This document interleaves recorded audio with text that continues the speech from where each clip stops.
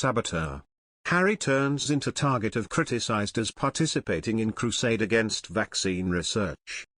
Prince Harry is accused of joining a crusade against big pharmaceutical companies that would damage vaccine research.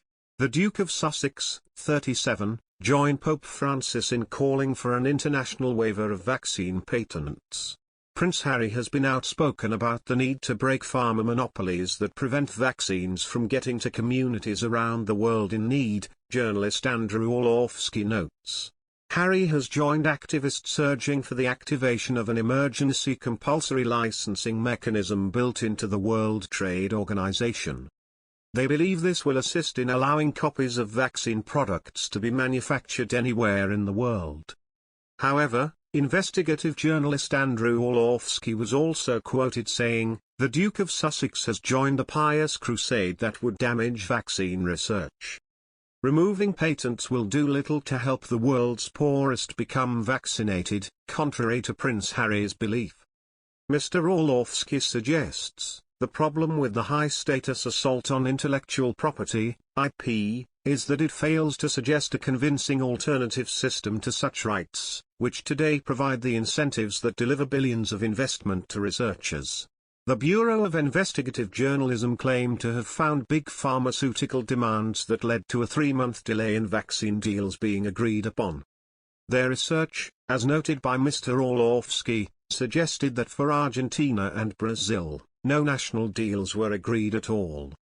Unfortunately, Mr. Orlowski sees no alternative to the current intellectual, IP, property monopoly. He added, if the IP monopoly disappeared overnight, the poor wouldn't be getting more jabs. Most countries either don't have the facilities to manufacture them, can't distribute them safely to remote areas, or lack the skills to administer them, or all three. Speaking at a recent UN AIDS event on World AIDS Day, Prince Harry said that vaccinating the world was a test of our moral character. He added, "It's time to draw from the lessons we learned throughout the HIV/AIDS pandemic, where millions died unnecessarily due to deep inequities in access to treatment. Are we really comfortable repeating the failures of the past? Everything I've learned from the youth of Sentebale, his charity in Lesotho and Botswana, tells me not. They see how repeating these mistakes is destructive and self-defeating. It is a betrayal of the next generation." The BBC podcast about Prince Harry and Meghan Markle is on hold after UK national broadcaster was hit with complaints by royal fans, marking a significant setback for the couple. The controversial podcast about the Duke and Duchess of Sussex remains on hold. The podcast was due to air 2 weeks ago but was postponed after nearly 1,000 complaints from the public hit the broadcast service. Its rescheduled release date is yet to be announced. The news of the delay comes shortly after the controversy over the princes and the press. The upcoming series, Harry, Meghan and the Media, has been produced as the follow-up to BBC's The Princes and the Press, the 2-part documentary series about Prince William and Prince Harry's relationship with the media. The audio program is expected to feature more controversial content than its video predecessor. The Princes and the Press, presented by Amol Rajan, received criticisms by the royal household for giving credibility to overblown and unfounded claims, seeking to examine allegations of sexism, racism and strategic leaks within Buckingham Palace.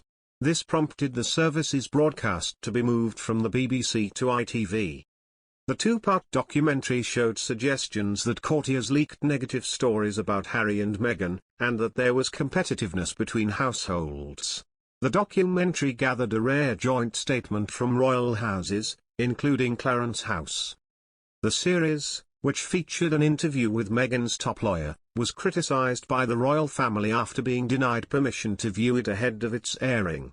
Meanwhile, Queen Elizabeth, Prince Charles, and Prince William filed a complaint about the provocative documentary, releasing a joint statement saying that it's overblown and unfounded claims from unnamed sources.